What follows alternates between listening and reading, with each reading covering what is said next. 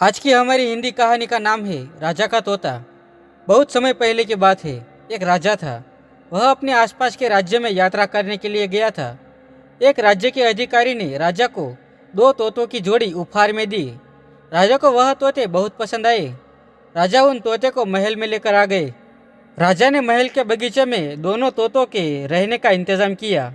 वह दोनों तोते राजा को बहुत प्रिय थे। राजा रोज उन्हें महल की खिड़की से देखता था। कुछ दिनों से राजा ने गौर किया, एक तोता तो अपनी जगह से इधर उधर उड़ता है, फिर वापस बैठ जाता है, लेकिन दूसरा तोता अपनी जगह से हिलता ही नहीं। दिन भर वह तोता पेड़ की शाखा में बैठा रहता है। फिर राजा अपने महल के दूसरे लोगों को यह बात बताता है और अपने दरबारियों से तोते को उड़ाने का तरीका खोजने को कहता है। महल के सभी लोग तोते को शाखा से उड़ाने की कोशिश करते हैं, लेकिन सभी लोग असफल हो जाते हैं।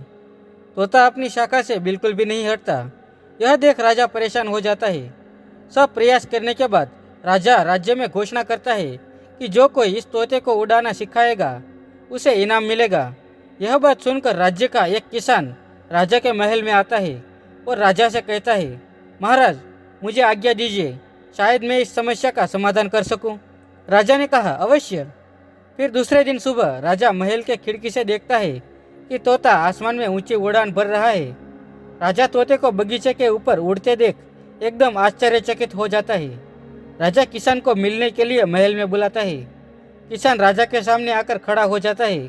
राजा किसान से पूछता है, इतने सारे लोगों के प्रयास के बाद भी तोता अपनी जगह से हिल भी नहीं रहा था, लेकिन तुमने ऐसा क्या जादू किया कि तोता आसमान में ऊंची उड़ान भरने लगा?